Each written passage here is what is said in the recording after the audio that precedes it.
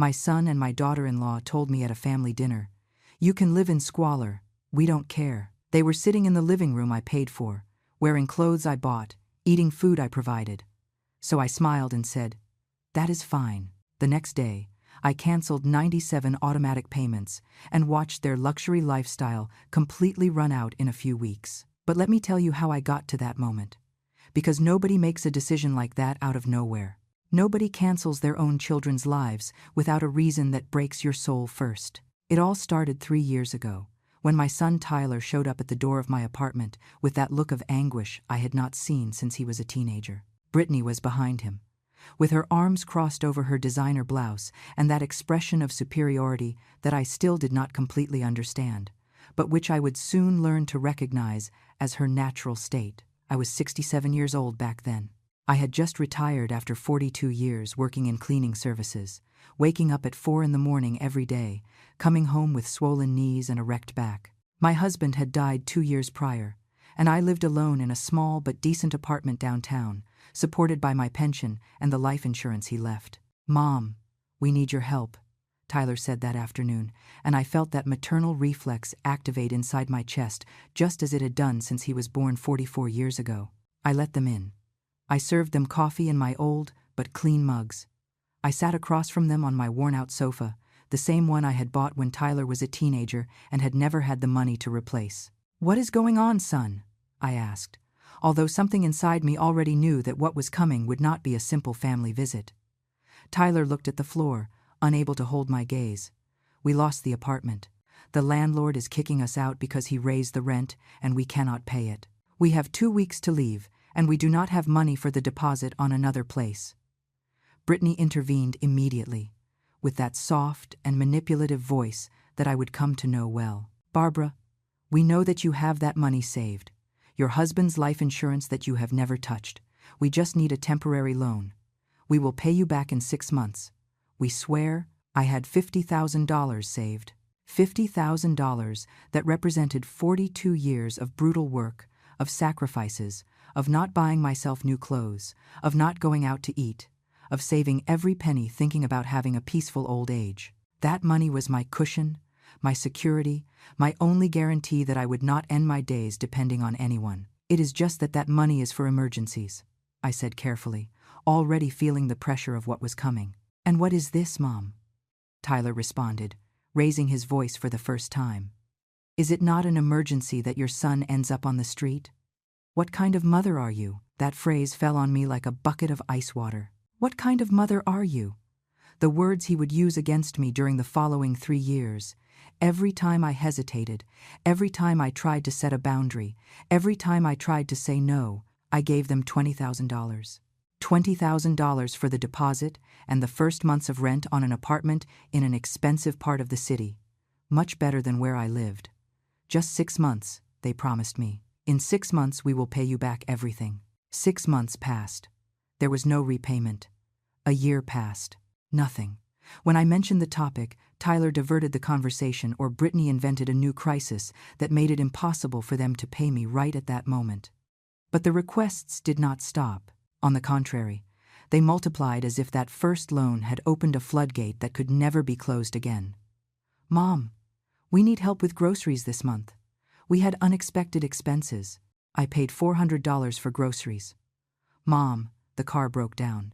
We need $3,000 urgently for the mechanic or Brittany cannot go to work." I paid the $3,000. A week later, I saw them showing off a new car. The repair money had been the down payment for a vehicle that I could never have bought myself. "Mom, we need you to authorize us on your credit card, just for emergencies." And that was how my card, with an $8,000 limit, became their personal fund for luxury restaurants, designer clothes, nights out, and whims that I could never afford.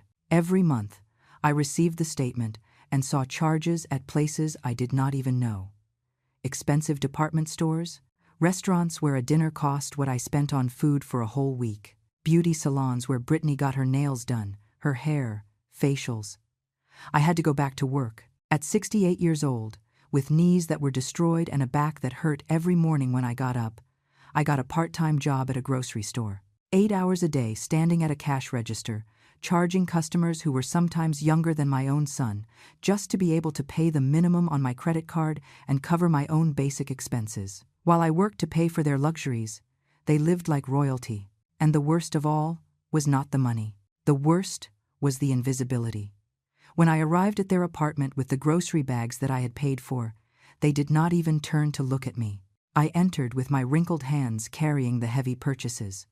I arranged them in their pantry, filled their refrigerator, and left, like a useful ghost, like a delivery service with no right to a tip or a sincere thank you. "Thanks, Mom," Tyler murmured sometimes, without taking his eyes off the 65-inch television that I had bought them 6 months ago. Brittany did not even say thank you.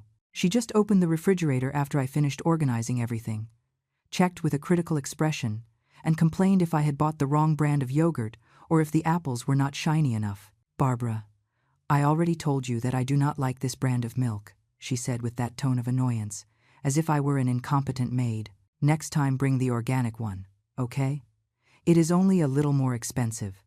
A little more expensive meant double the price. But I nodded, took a mental note, and the next week I bought the organic milk she wanted, even though at my house I drank the cheapest one in the supermarket because I could not afford more. My life had become an endless wheel. I worked at the grocery store from Monday to Saturday, 8 hours a day. On Sundays, I went to the supermarket to do their shopping. Then I took it to their apartment, arranged it, cleaned their kitchen a little because it was always dirty, and returned to my small apartment so exhausted that I could barely make myself something for dinner before collapsing into bed. My friends noticed the change.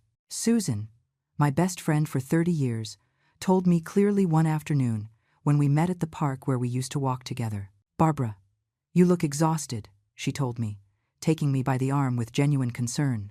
"What is happening? Why did you go back to work? I thought that with your pension and your husband's insurance you could live peacefully." I tried to smile, but it was a tired smile that fooled no one. "I am helping Tyler. They had some problems, and I just want to make sure they are okay." Susan looked at me with those eyes that saw too much. "And you? Who ensures that you are okay?" I did not know how to answer her, because the truth was that nobody ensured that I was okay, not even myself. I had spent so much time being the one who solved problems, the one who rescued, the one who sacrificed, that I no longer even knew how to ask for help or how to say no. "I am fine, Susan." "Truly," I lied, because it was easier to lie than to admit that I was crumbling slowly. She did not insist that day, but I saw the concern on her face, a concern that I ignored because I had to keep going, because my son needed me, because that was what good mothers did. The months kept passing and the requests kept arriving, each one bigger than the last. "Mom, we need new furniture for the living room. The stuff we have is already very old."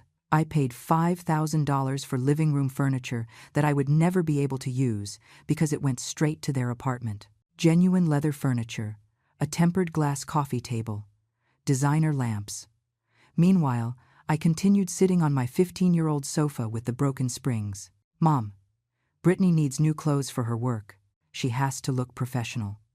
I gave them my credit card and they spent $2,000 in a single day.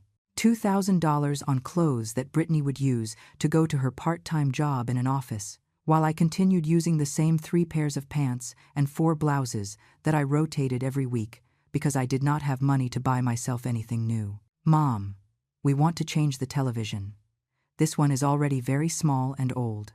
The television that I had bought them was barely 2 years old, but it was not big enough for them.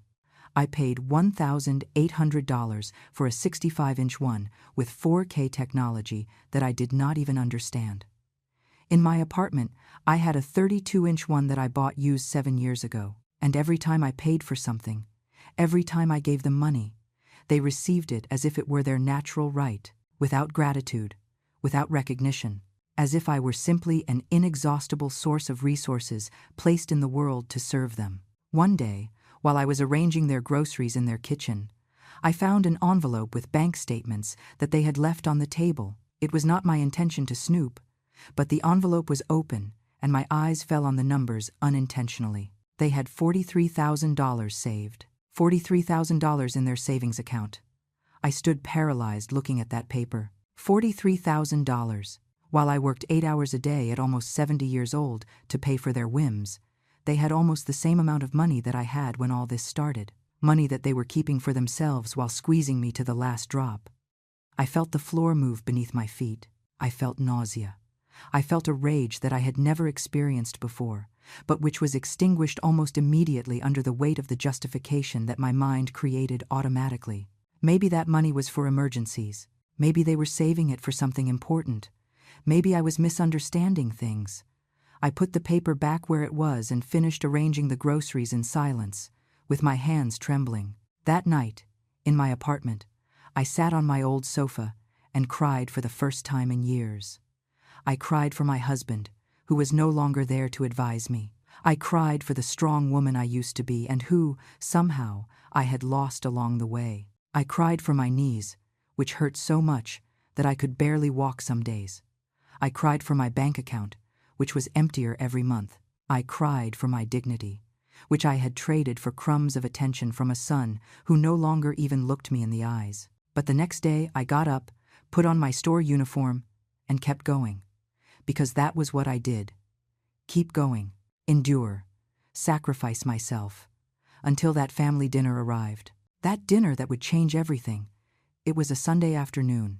I had spent the whole morning cooking in their kitchen. I had prepared pot roast, Tyler's favorite dish since he was a child. I had made homemade dinner rolls. I had prepared mashed potatoes, gravy, salad, and a cheesecake for dessert that took me 2 hours to make. They arrived late, as always. I already had everything served on the table, waiting. When they finally appeared, they did not even apologize for the lateness.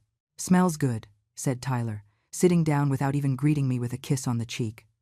Brittany checked her phone while she sat down, writing messages to someone, completely oblivious to my presence. We ate in silence. Well, they ate while I watched them, feeling an emptiness in my stomach that had nothing to do with hunger. "The pot roast is a little salty," commented Brittany, without lifting her eyes from her plate. I did not respond. I only continued watching how they devoured the food that I had prepared with my tired hands, sitting in the chairs I bought, under the light of the lamp I paid for, in the apartment whose rent I was covering for 6 months because they had told me that temporarily they had cash flow problems. It was when I was serving dessert that Brittany decided it was the perfect moment to destroy me. She let her fork fall against the plate with a metallic noise that resonated in the whole room. Tyler looked up for just a second from his phone. They exchanged that complicit look that I already knew, and I knew that something bad was coming. "Barbara," said Brittany with that tone she used when she wanted to sound reasonable, but in reality, was preparing an attack. "We need to talk about your situation." I left the cheesecake tray on the table carefully, feeling a strange cold run down my spine. "My situation?" I asked, although something inside me already knew exactly where this conversation was going. "Yes, your financial situation," she continued, leaning back in the chair as if she were in a business meeting and not at a family dinner. "Tyler and I have been talking a lot lately. You know that we have our own expenses, our own goals, our own plans for the future." I looked at my son, waiting for him to say something, for him to at least have the decency to speak directly with me. But Tyler just looked at his phone, letting his wife do the dirty work as always. "I understand," I said with a calm voice, because I had learned that the calmer I showed myself, the more they revealed themselves. Brittany leaned forward, with those perfectly manicured nails that I paid for every 15 days shining under the light. "What we mean is that we can no longer keep depending on you for everything. It is time for everyone to take responsibility for their own life." The words floated in the air with an irony so brutal that it almost made me laugh. They, who depended on my money for absolutely everything, were telling me that everyone should take responsibility for their own life. "Depending on me?" I repeated slowly, feeling something dark awaken inside my chest. "Yes, Mom." Tyler finally intervened, although he still did not look me in the eyes. "What Brittany is trying to say is that you are already 70 years old. You already lived your life. You already did everything you had to do. Now we need to focus on building our future, on growing our assets, on living our own experiences, building their future, growing their assets, with my money, with my work, with my sacrifices. But of course, in their version of reality, They were completely independent, and I was the one who depended on them. I do not want to be a burden to you, I said, and I meant it completely seriously. I had never wanted to be. It is not that you are a burden exactly, said Brittany, with that fake sweetness she used when she wanted to sound compassionate. It is just that we have to think about ourselves first. You already had your chance to live, to enjoy. Now it is our turn. I already had my chance. As if my 70 years had been a continuous party of fun, and not 4 decades of brutal work, of destroyed knees, of waking up at 4 in the morning, of cleaning other people's dirt so that my son could have a better life than mine. Besides, continued Brittany, now with a colder tone, more calculating, we have been thinking about traveling. We want to see Europe next year. We want to completely renovate the apartment. We want to trade in the car for a newer one. And for that, we need to concentrate our resources. Their resources. The resources that came directly out of my bank account every month. I understand that you want to travel, I said carefully, choosing every word.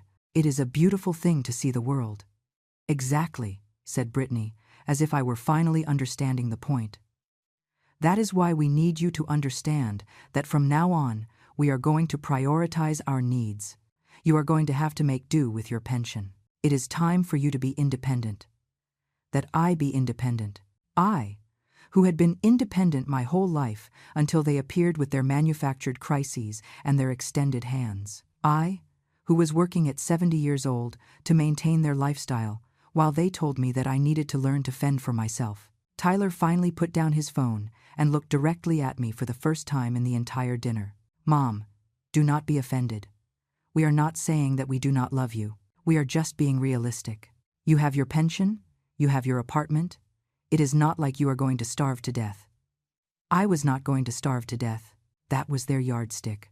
As long as I did not starve to death, everything was fine. It did not matter that I worked until exhaustion. It did not matter that my life savings had evaporated supporting them. It did not matter that I could no longer buy myself new clothes, or go out to eat with my friends, or get a treatment for the pain in my knees. As long as I did not starve to death, they could keep squeezing me with a clear conscience. I am not offended, I said with a calm that surprised even myself. I just want to understand well. You are telling me that you no longer need my help. Brittany and Tyler exchanged another look. A look that clearly said that I was too stupid to understand the obvious. It is not that we do not need your help, said Brittany with exaggerated patience, as if she were explaining basic math to a child. It is that we cannot keep worrying about you. Each one has to look out for themselves. If you decide to live with less, if you decide to live more modestly, that is your decision. More modestly, I repeated. I, who already lived on the minimum while they swam in luxuries paid for with my money. Yes, she continued, now with a harder tone. Look, Barbara, let's be completely honest for once. We are 30 years younger than you. We have a whole life ahead of us. We cannot carry the responsibility of taking care of you in your old age. That is not fair to us. Taking care of me in my old age, as if I had asked them to take care of me, as if I had not spent the last 3 years taking care of them in every possible way while they took and took without giving anything in return except contempt. I have never asked you to take care of me, I said, feeling my voice break slightly for the first time. But you expect it, Brittany responded immediately. You expect it because you are from that generation that believes that children have to sacrifice themselves for parents. But we do not think like that. We believe in living our own life, in fulfilling our own dreams, their own dreams, financed completely by my nightmare. Tyler cleared his throat, uncomfortable for the first time in the whole conversation. What Brittany is trying to say, Mom, is that, well, if you decide to live with less, if you decide to live even in misery, that is your decision. We do not care. We have to think about us first. That is how things work in the real world. You can live in misery. We do not care. There they were. The words that would change everything. The words I had been waiting years to hear without knowing I was waiting for them. The final confirmation of what I already knew deep down, but refused to accept. To them, I was not their mother. I was a resource, an ATM, a source of money that had stopped being convenient. I looked around the room, the living room I paid for, the furniture I bought, the clothes they were wearing that came from my credit card, the food they had just devoured and that I cooked with ingredients I paid for, the entire apartment whose rent I was covering, and them, sitting there with their stomachs full and their consciences empty, telling me that I could live in misery and that they did not care. Something broke inside me in that moment. It was not a dramatic break. There were no screams, no crying, no plates smashed against the wall. It was something much deeper and quieter. It was the last thread of hope that I had been holding on to for 3 years, believing that one day they would wake up, that one day they would see everything I had done, that one day they would look at me with gratitude and genuine love. That thread broke. And with it broke the fear too. The fear of saying no, the fear of disappointing them, the fear of being a bad mother. All that fear that I had used against myself for so long simply disappeared, replaced by a cold and absolute clarity. I smiled. It was a small, quiet, almost peaceful smile. The kind of smile that appears when you finally understand something you should have understood a long time ago. "That is fine," I said with a voice so soft that Brittany had to lean forward to hear me. "You are absolutely right. You need to think about yourselves first. It is the most sensible thing." I saw surprise cross Brittany's face for a fraction of a second. Clearly, she had expected tears, pleading, maybe a dramatic scene where I begged them to reconsider. But I was not going to give her that pleasure. Not this time. Not ever again. "Oh," she said, recovering her composure quickly. "I am glad you finally understand, Barbara.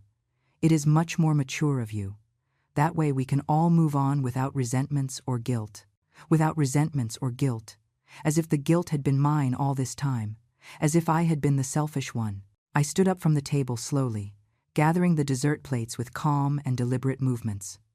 "Let me wash this before I leave," I said with the same soft voice. "Do not worry, Mom," said Tyler, looking back at his phone. "We will do it later." But I knew they would not. The plates would stay there until the next day, when I returned as always to clean their mess. Except this time, there would be no next day. This time, something had changed forever. I washed the dishes in silence while they moved to the living room to watch television. I heard them laughing at something on the screen, completely oblivious to the earthquake that had just occurred inside me. For them, this had been just another uncomfortable but necessary conversation. For me, it had been the end of an era. I dried my hands on the kitchen towel, a towel I had bought in a pack of 6 2 months ago, and took off my apron. I folded it carefully and left it on the kitchen counter. It would be the last time I would use it in this apartment. "I am leaving," I announced from the kitchen. "Okay, Mom," responded Tyler without turning to see me. "Drive carefully." Brittany did not even respond. She was too concentrated on her phone, probably sending messages to her friends about her travel plans to Europe, that she would visit with the money that should be in my savings account. I took my purse and left the apartment, closing the door softly. I did not slam it. I did not need to. The noise that mattered had already occurred inside my head, where something had finally awakened after years of forced hibernation. I went down the stairs slowly, my knees protesting with every step. When I reached my car, an old sedan of 15 years that barely ran but was all I could afford, I sat in the driver's seat and stayed there in silence for several minutes. I did not cry. I had no tears left for them. Instead, I felt something different growing in my chest. It was not exactly rage, although there was rage there. It was not sadness, although sadness was present. It was determination. It was clarity. It was the cold and calculated decision that this ends now. I took my phone out of my purse and dialed Susan's number. She answered on the second ring. "Barbara, what happened? Are you okay?"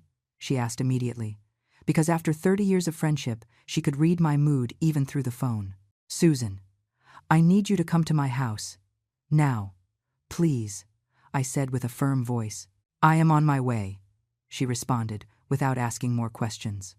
I drove to my apartment with my hands firm on the wheel, my mind functioning with a clarity I had not experienced in years. Every traffic light, every street, every turn brought me closer, not only to my house, but to a decision that was already completely formed in my head. When I arrived, Susan was already waiting for me at the door of my building. She saw me get out of the car and knew immediately that something important had happened. She hugged me without saying anything, and that silent hug was more comforting than 1,000 words. We went up to my apartment and I made coffee. We sat on my old sofa with the broken springs, and finally, I spoke. They told me that I can live in misery and that they do not care. I said without preamble, without context, because I did not need it. Susan knew exactly who I was talking about. I saw how her face transformed from confusion to disbelief and finally to pure indignation. "What?" she exclaimed. "Tyler told you that." Tyler and Brittany, both of them. Sitting in the living room I paid for, using clothes I bought, after eating food I cooked with ingredients I paid for. Susan put her coffee cup on the little table with more force than necessary. "Barbara, please tell me that you are not going to keep giving them money. Please tell me that this was the straw that broke the camel's back." I looked her directly in the eyes. "It is worse than that, Susan. It is much worse. And I need your help." During the next hour, I told her everything. Not just what had happened that night, but everything I had been keeping quiet for 3 years. I told her about the $20,000 they never paid back. I told her about my credit card that they used as if it were theirs. I told her about the weekly groceries, the furniture, the car, the clothes, the expensive restaurants. I told her that I had to go back to work at almost 70 years old to be able to sustain their luxuries while they treated me like I was invisible. And I told her about the $43,000 I saw on their bank statement. The $43,000 they had saved while leaving me to work until exhaustion, paying for their whims. Susan listened to everything in silence, her expression becoming darker with every revelation. When I finished, she was trembling with rage. "Barbara," she said with a controlled voice, but full of fury, "do you have any idea how much money you have given them in these 3 years?" I shook my head. "I never calculated it. I was afraid to know." "Well, we are going to calculate it right now," said Susan, getting up from the sofa. "Bring your statements. All of them. From the last 3 years." I went to my small desk where I kept my papers. I had a folder with all my bank and credit card statements, organized by month. I had never reviewed them carefully because it hurt too much to see how my money disappeared month after month. We spread them out on the dining table and began to review. Susan had her phone calculator in her hand, and I pointed out every charge I had made for them. "Groceries, $400, I said, and Susan added, "Restaurant, $230. Department store, $1,500. Gas station, $150. Beauty salon, $300. We continued like that for almost 2 hours, reviewing every month, every charge, every transfer I had made. With every number we added, I felt something grow inside me. It was not just rage, it was recognition.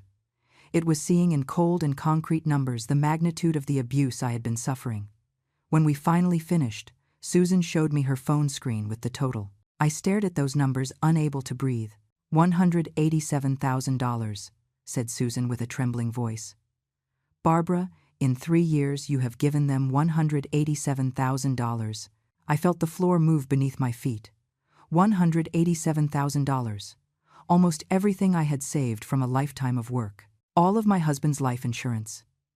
Everything I had kept thinking about having a dignified old age, about being able to pay for medicine if I got sick, about having a safety net. $187,000. I repeated aloud, needing to hear the words so they felt real. My God, Susan, $187,000. Susan took my hands in hers. "Barbara, look at me. This is not your fault. They manipulated you. They used you.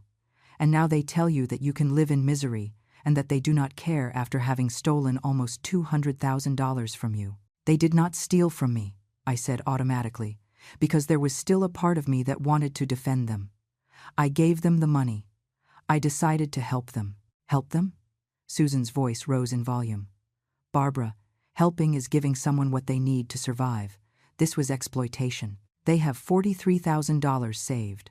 They did not need you. They used you." The words fell on me like stones, each one of them true and painful. Susan was right. I knew it. But admitting it meant accepting that my son, the child I gave birth to, the child for whom I sacrificed everything, had seen me as nothing more than a source of money. I do not know what to do, I admitted finally, feeling the weight of 70 years of life on my shoulders. Susan got up and began to walk from one side of my small living room to the other, thinking, "First, we need to know exactly how many automatic payments you have set up. Do you have any idea?" I shook my head. Many. It started with one or two, but every time they needed something new, I set up another automatic payment so they would not have to ask me every month. It was easier that way. Easier for them, murmured Susan bitterly. Okay. We are going to log into your online banking and we are going to make a list. Every single automatic payment you are making. I sat in front of my old laptop and opened the bank page. My hands trembled while I typed my password. When we entered the automatic payments section, what I saw left me breathless. The screen showed page after page of scheduled payments. Some were monthly, others weekly, some even daily. Susan took a notebook and began to write down each one while I read them aloud. Rent for their apartment, $1,800 monthly. Automatic groceries, $500 weekly.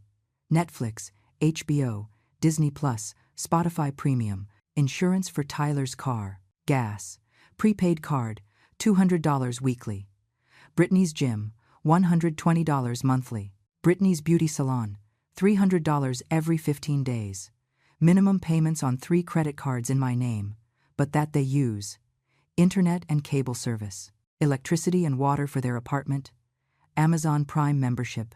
Digital magazine subscriptions. Supplemental health insurance for Tyler. The list went on and on. With every payment I named, Susan made a mark in the notebook, her expression becoming more somber. There were payments I did not even remember having set up, things they had added using my banking information.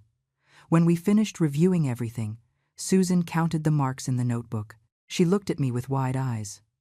"Barbara," she said with a breathless voice, "you have 97 automatic payments set up. 97. I stared at her, unable to process the number. "It cannot be. Count yourself," she said, passing me the notebook. I did. I counted every mark, every line, every payment that left my bank account automatically. 97. 97 different ways in which I was financing the luxury life of my son and my daughter-in-law while they told me I could live in misery. "Some are small," I said weakly, still trying to find a way for this not to be as terrible as it seemed. "The Netflix is only $15, Barbara." Susan grabbed me by the shoulders and forced me to look at her. "Listen to me well. Every month, just in automatic payments, you are giving them more than $5,200. That is without counting the times they ask you for extra money for emergencies or when they use your credit card for their purchases. Your pension is $2,300 a month. How have you been surviving?" "I work at the store," I said in a low voice. "I earn $1,000 a month there, and I have been using my savings to cover the difference." "Your savings that almost do not exist anymore," completed Susan. "Barbara, at this rate, in less than a year you are going to be completely out of money. You are going to lose your apartment. You are not going to be able to pay for your own medicines. And do you know what is going to happen when that occurs?" I did not answer because I knew the answer, and it hurt too much to say it aloud. "They are not going to help you," said Susan with deliberate harshness. "They told you tonight. You can live in misery, and they do not care. When you no longer have anything to give them, they are going to leave you thrown away like a used rag." The tears finally came, but they were not tears of sadness. They were tears of rage, of recognition, of years of denial finally breaking under the weight of the truth. "What do I do, Susan?" I asked, wiping the tears with the back of my hand. "What can I do?" Susan sat next to me and spoke with a firm and clear voice. "Tomorrow we go to the bank. Tomorrow you cancel every one of those 97 automatic payments. Every one.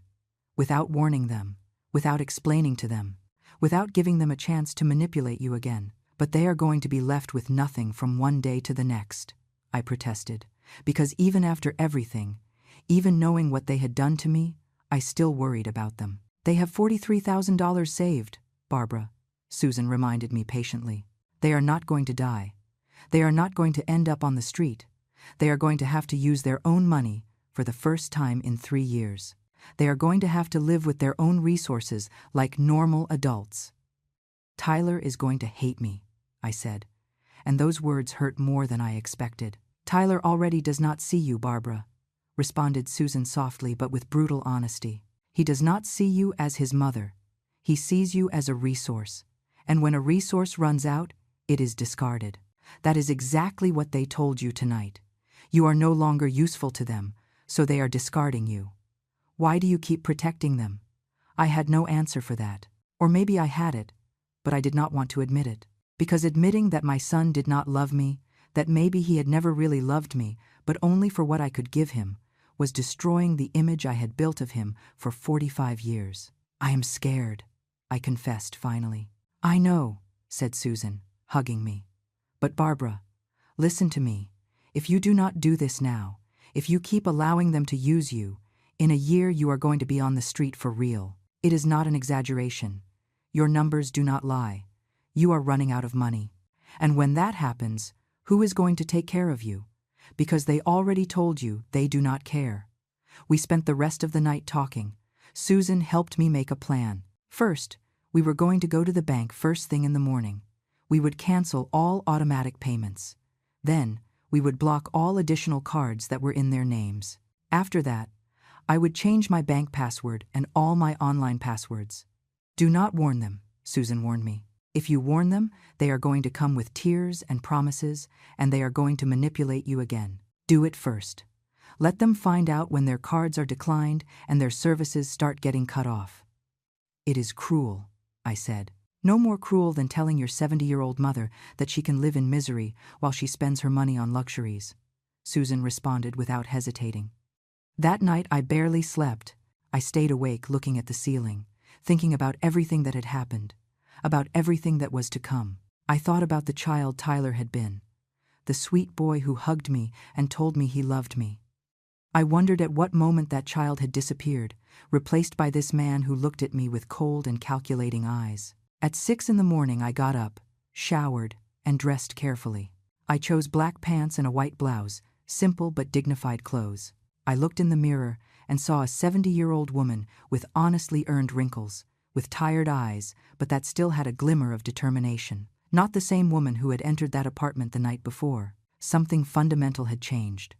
Susan arrived at 8 o'clock sharp, punctual as always. She was carrying 2 coffees in disposable cups and an expression of unwavering support. "Ready?"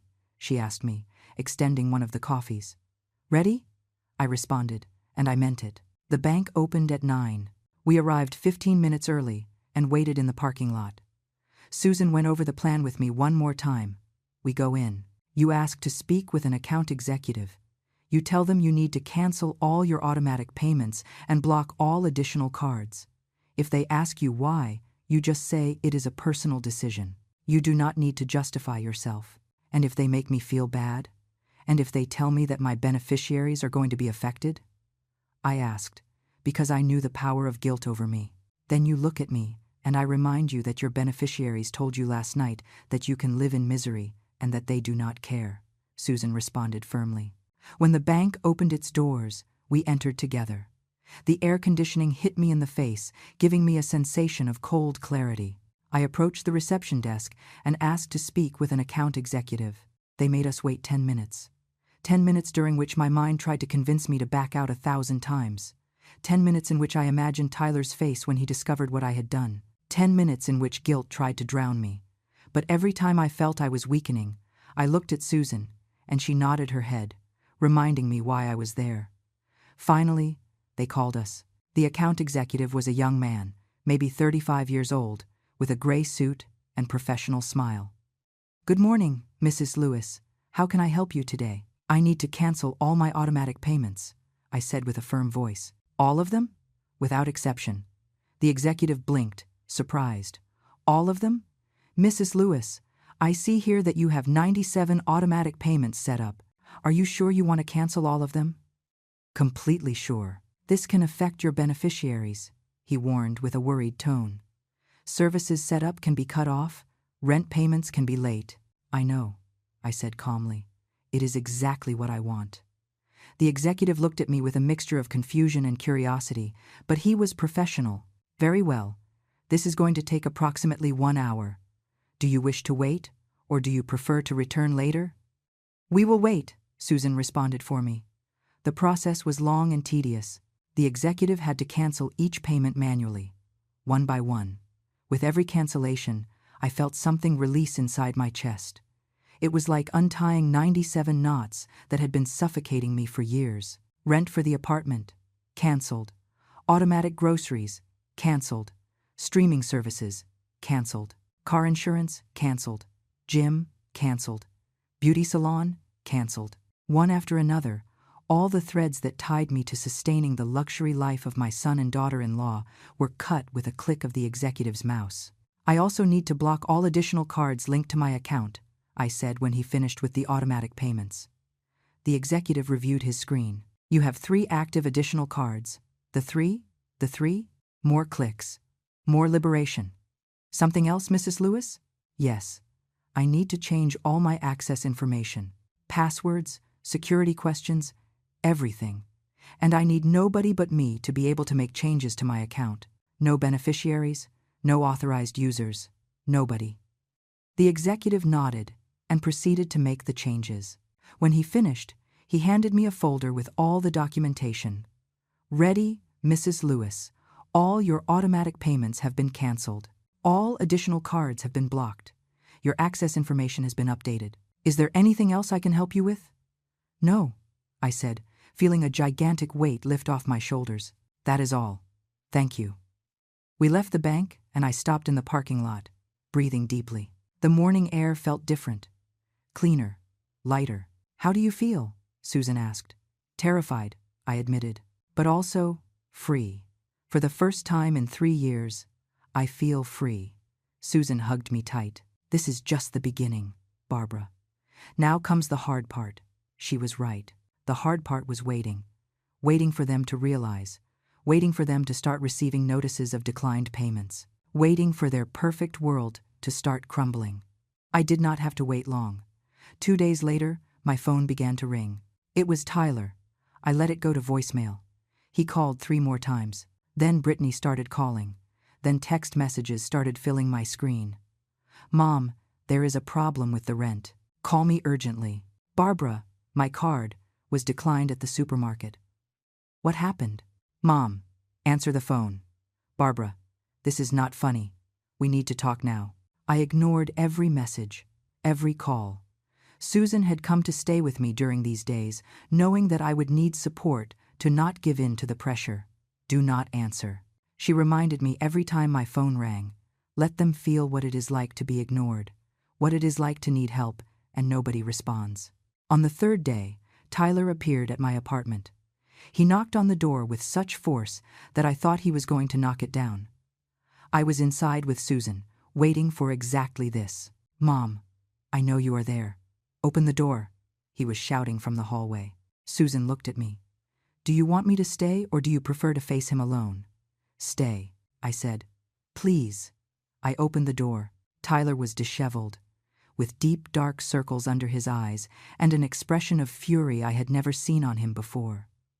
What the hell did you do? He demanded, pushing the door to enter without waiting for an invitation. Hello, Tyler, I said calmly. What a surprise to see you around here. Do not play with me, Mom. You canceled all the payments.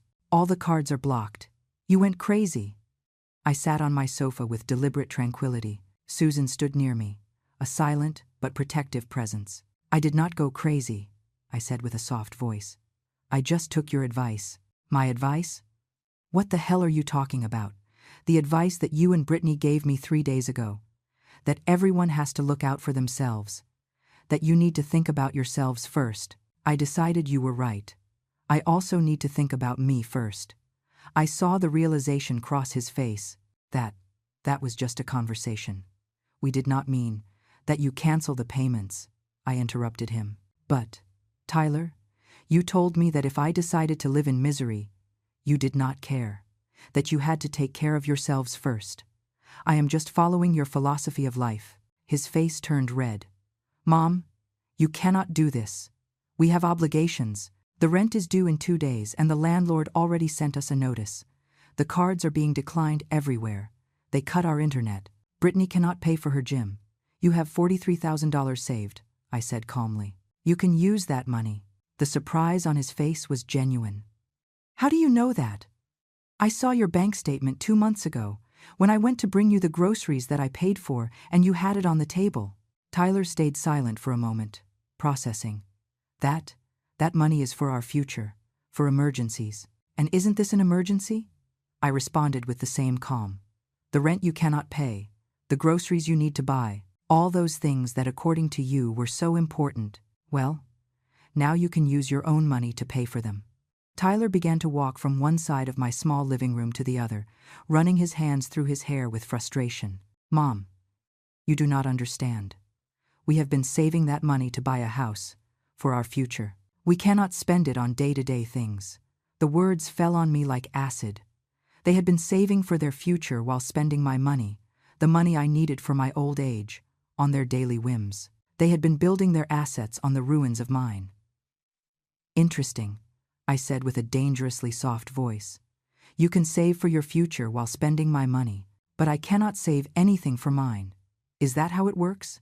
It is not the same, he protested. We are young. We have to build something. You already lived your life. I already lived my life, I repeated, feeling something dark and powerful grow inside me. The $187,000 I gave you in the last 3 years, those were part of my already lived life. Tyler froze. $187,000. $187,000, I confirmed. Susan and I reviewed every statement, every transfer, every payment. That is what you have cost me in 3 years. Almost everything I had saved from 42 years of work. I saw his face pale. For a moment, I thought that maybe, just maybe, this would make him see the magnitude of what they had done. I thought that maybe he would feel shame, regret, something human, but then his expression changed. The surprise transformed into defensiveness, and the defensiveness into attack. We never asked you for that much, he said with an accusing voice. You offered it to us. You insisted on helping us. You cannot blame us for accepting what you voluntarily gave us. I felt as if he had given me a physical slap. Never asked me for that much?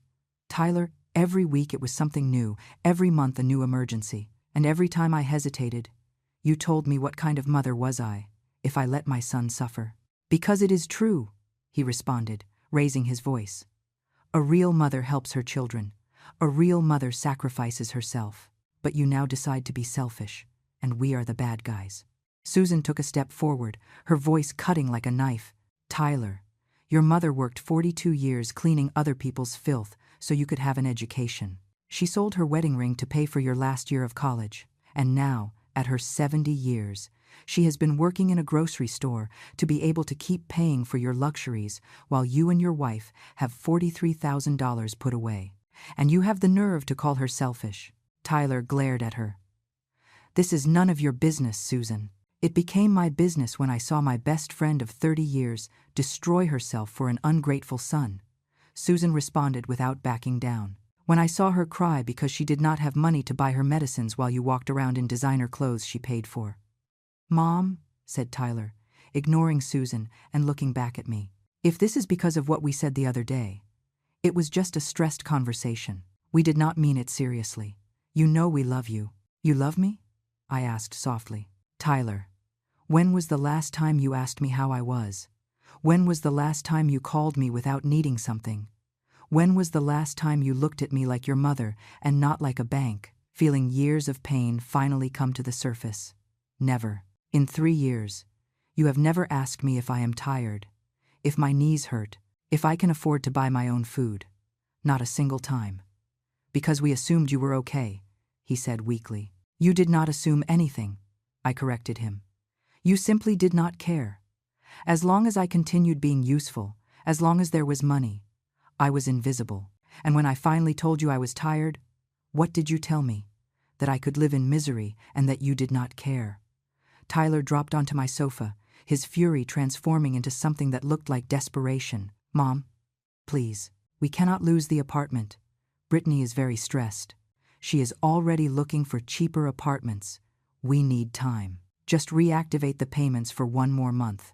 I beg you. And there it was. The manipulation I knew so well, the pleas, the guilt, the implied promise that this time would be different, that this time it would be just one more month, that this time they would really appreciate what I did. 3 days ago, those words would have worked. 3 days ago, I would have given in. I would have gone back to the bank. I would have reactivated everything because guilt would have eaten me alive. But that woman no longer existed. No, I said firmly. Tyler raised his head sharply. What? No, I am not going to reactivate any payment. I am not going to keep financing your life. You have $43,000. You have 2 jobs. You are adults. It is time you act like them. And we are supposed to use our savings? He asked with disbelief. The savings that took us years to gather. Years to gather while you spent my money, I pointed out. Yes, Tyler, use your money. Your own money. The concept shouldn't be that difficult to understand. He got up from the sofa, his expression hardening. Okay, I see how things are.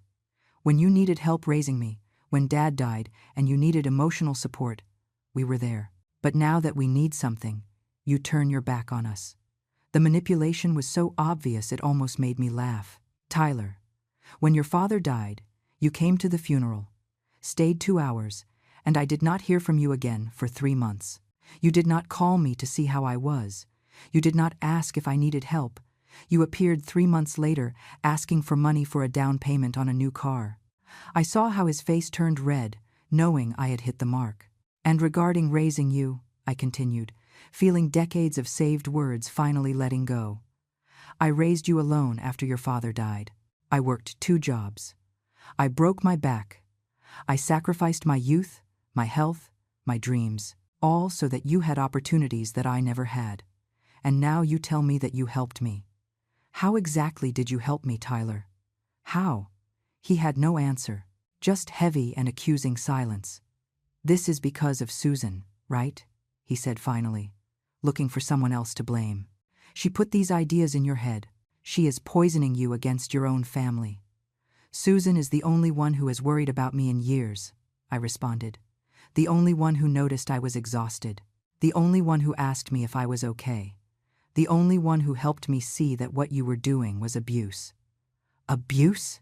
Tyler almost shouted the word. Now we are abusers because we accepted the help that you offered us? It was not the $200,000 that was abuse, I said with a trembling but firm voice. It was the lack of gratitude. It was the invisibility. It was treating me like a service and not like a human being.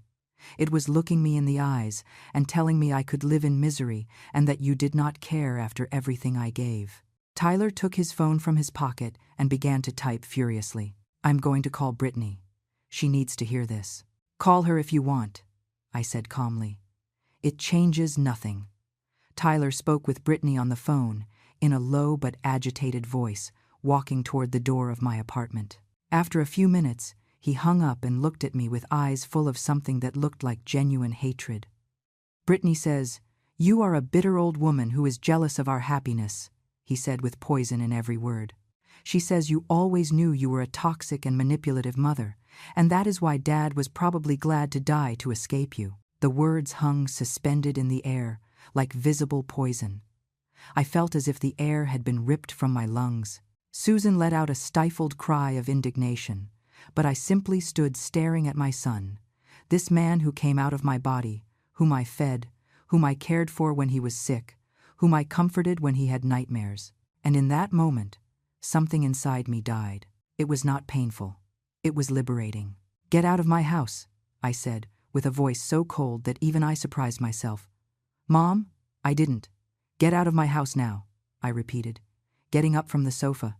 And do not come back. Do not call me. Do not text me. Do not appear at my door again.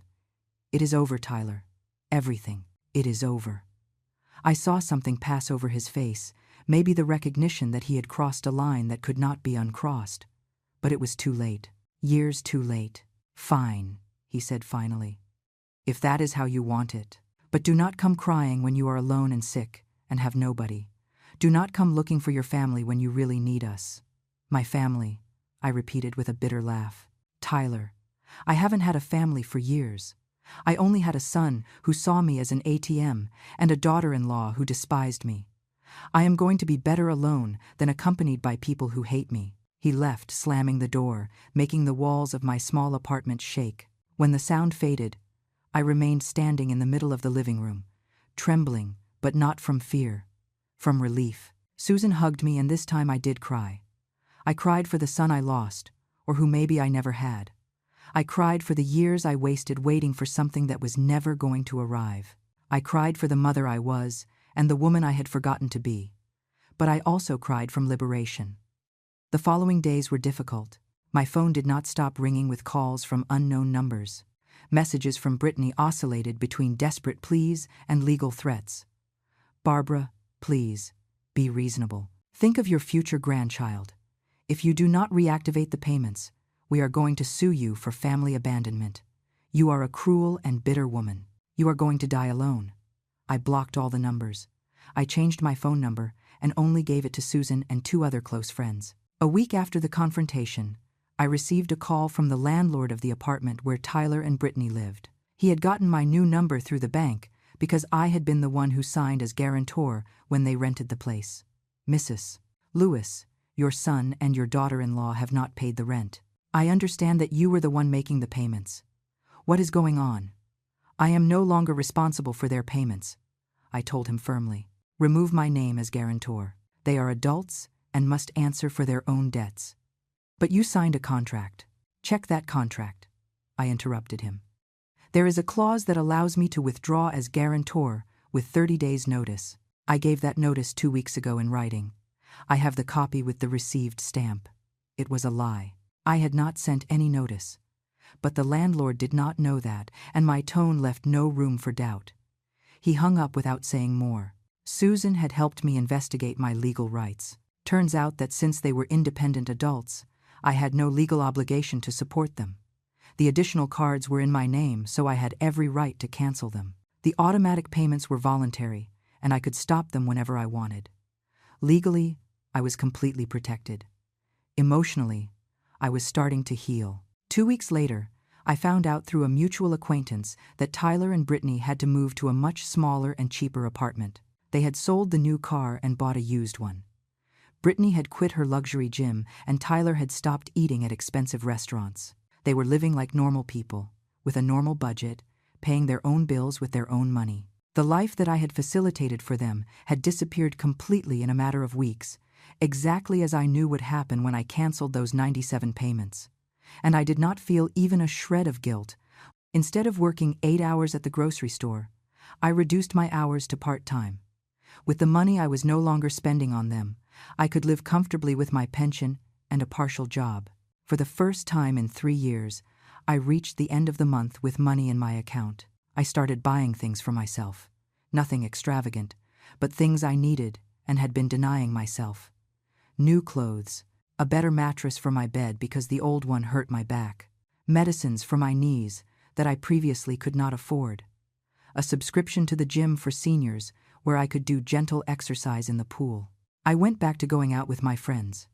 Simple dinners at modest restaurants, but paid with my own money without the pressure of financing other people's luxury lives. Susan, Rose, and Carmen became my true family, the women who really cared about me. A month after everything, Susan arrived at my apartment with a strange expression on her face. "Barbara, I have to tell you something," she said, sitting on my new sofa, one that I had bought for myself with my own money.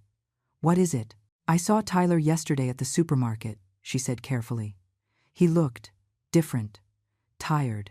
He saw me and wanted to talk to me. I felt a pang in my chest, but I ignored it. And what did he say to you?" "He asked me about you. If you were okay, if you were sick, if you needed anything." "And what did you tell him?" "I told him the truth. That you are better than ever. That you look 10 years younger. That finally you are living your own life." Susan paused. "Barbara," he cried, "he told me he made a terrible mistake, that he did not realize what he had until he lost it." I stayed silent, processing the information. A part of me, that maternal part that never dies completely, felt a pang of pain for my son crying in the middle of the supermarket. But another part, the wiser part that had awakened in these last weeks, knew that those tears were not of genuine regret. They were tears of inconvenience. They were tears because his comfortable life had ended. "What do you feel hearing that?" Susan asked softly. "Nothing," I said honestly. "Or maybe sadness for the son I could have had but never had. But I do not feel the impulse to run to save him again. That woman died." Susan smiled with pride. "I am glad to hear that. Did he tell you anything else?" "Yes." Susan hesitated a moment. "He said Brittany left him, that she expected him to convince his rich mom to keep paying for everything.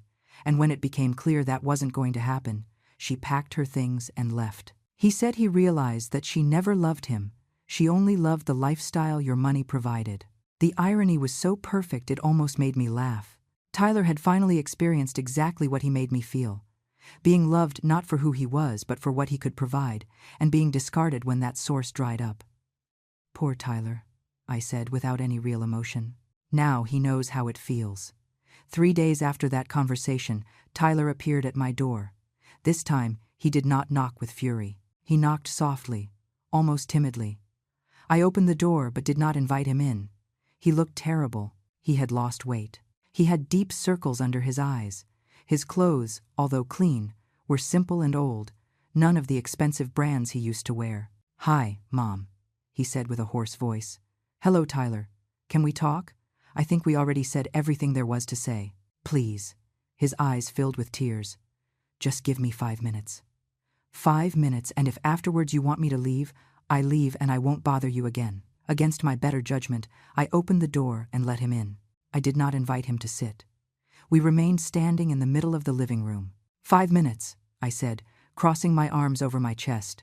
Tyler breathed deep, wiping his tears with the back of his hand. "Mom, I don't even know where to start. I have spent the last weeks thinking about everything. About every conversation, every moment, everything I said to you." I waited in silence. I was not going to make this easy for him. "Brittany left," he continued with a broken voice. "She left me 2 days after you canceled the payments. She said she hadn't married me to live like a poor person. That if I couldn't give her the life she deserved, then there was no point staying together." "I am sorry," I said automatically, although I wasn't sure if it was true. "Don't be sorry," he said bitterly. "You were right about her. About everything. I was just too blind to see it. Or maybe I didn't want to see it because it was more comfortable to keep using your money than to face reality." He kept silent for a moment, looking at the floor. I had to sell the car. I had to move to an apartment that costs $400 a month. I work overtime to be able to pay the rent and food. And do you know what is the worst, Mom? That this is exactly what you lived through for years to support me when I was a child, working until exhaustion just to survive. And I lived it for 2 weeks and I almost collapsed. You lived it for decades. The tears ran freely down his face now. "I didn't realize, Mom. I didn't realize everything you sacrificed. I didn't realize how much I was hurting you. I didn't realize until everything collapsed and I was left alone, without money, without Brittany, without you. And I realized that the only real thing I had in my life was you, and I treated you like garbage."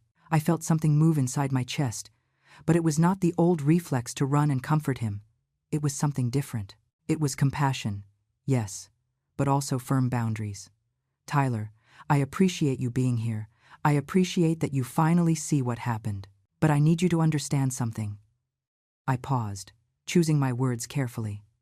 "I am not going to be your solution again. I am not going to sacrifice my well-being for yours again. That version of me no longer exists." "I know," he said quickly. "I didn't come to ask you for money, Mom. I swear. I came because I needed you to know that I am sorry, that I regret every horrible word I said to you, that I regret having treated you as if you were invisible, that I regret not valuing you when I had you." "And what do you want from me now?" I asked directly. "Nothing," he responded, and for the first time in years, I believed him. "I just wanted to ask for your forgiveness and tell you that if someday, maybe, you could forgive me even a little, I would like to try to have a real relationship with you. Not a relationship of a mother who gives and a son who receives. A relationship of 2 people who respect each other." I stood looking at him for a long moment. I saw the broken man in front of me, And I also saw the child he used to be. But more importantly, I saw a person who finally, after everything, was learning what it meant to be responsible for his own actions. Forgiveness is not something I can give you today, I said honestly. You hurt me deeply, Tyler. You used me. You made me feel invisible in my own life. That is not erased with an apology, however sincere it may be. He nodded. The tears kept falling. I understand. But, I continued, feeling the words form as I spoke, I am willing to consider the possibility of rebuilding something, not what we had before, because that was broken from the start, but maybe something new, something healthy, something based on mutual respect. I saw hope light up in his eyes. Seriously. But with very clear conditions, I said firmly. You will never ask me for money again. Never. If you have financial problems, you solve them yourself like the adult you are. Second, we see each other when I want to see you, not when you need something. Third, if I ever feel again that you are using or manipulating me, I disappear from your life forever. Understood? Understood, he said without hesitating. Mom, I just want to know you for real. I want to know what you like to do. I want to hear you talk about your life. I want to be your son for real, not your dependent. Then we are going to go slow, I said, very slow. Maybe a coffee every 2 weeks to start, and we see how it goes. Tyler approached as if to hug me, but stopped, waiting for my permission. I thought about it for a moment and then nodded. The hug was short, but genuine. Thanks, Mom, he whispered. I am not going to let you down this time. I hope so, I responded, for your sake and mine. When he left, I sat on my new sofa and stared out the window. I did not know if Tyler would really change. I did not know if we could rebuild something real. But for the first time, that uncertainty did not terrify me. Because now I was okay, with him or without him. The following months were transformative. Tyler kept his word. He did not ask me for money. We met for coffee every 2 weeks. And slowly, very slowly, we began to know each other as people, and not as provider, mother, and needy son. He told me about his work, his efforts to live on a limited budget, the lessons he was learning. I told him about my swimming classes at the gym, my outings with my friends, the books I was reading now that I had time and energy for that. It was strange. It was uncomfortable at times. But it was real. 6 months after that family dinner that changed everything, I was sitting in a cafe with Susan, Rose, and Carmen.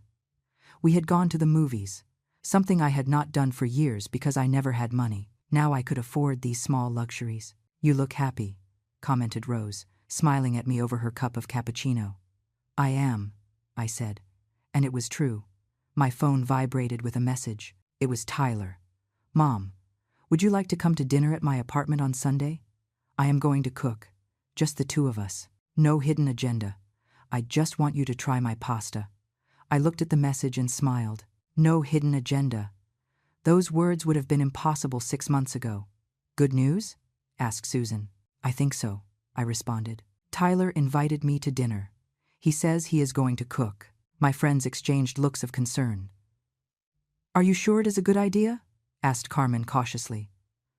No, I admitted honestly, but I think it is worth trying. And if it doesn't work, if I see any sign of manipulation, I get up and leave. But I owe it to myself to give him a chance to be different. That night, in my apartment, I made myself a chamomile tea and sat on my small balcony that overlooked the street. The fresh night air caressed my face. I thought about everything that had happened, about the woman I was a year ago, exhausted, invisible, emptying herself to fill others, and I thought about the woman I was now. I was still 70 years old, my knees still hurt, I still had wrinkles and gray hair. But I also had something I hadn't had in years, peace. Peace knowing that my value did not depend on how much money I could give. Peace knowing that I deserved respect and dignity. Peace knowing that it was okay to set boundaries, even with the people I loved. Peace knowing that I could live for myself without being selfish. My phone vibrated again. Another message from Tyler. And Mom, I just want you to know that I love you. Not for what you can give me. Just because you are my mother and I am finally learning to appreciate you. I read the message twice. Maybe it was genuine, maybe not. Time would tell. But it was no longer my job to guess intentions or carry responsibilities that did not belong to me. I responded, "I love you too, son. See you on Sunday." And then I turned off my phone and kept enjoying my tea, the fresh air, the quiet silence of my own life. Because in the end, after 70 years of living for others, after decades of sacrifices, after almost losing myself completely in the process of keeping my son afloat, I had finally learned the most important lesson of all. I could not take care of anyone else if I did not take care of myself first. I could not love others healthily if I did not love myself first. And I could not give others a dignified life if I myself was not living with dignity.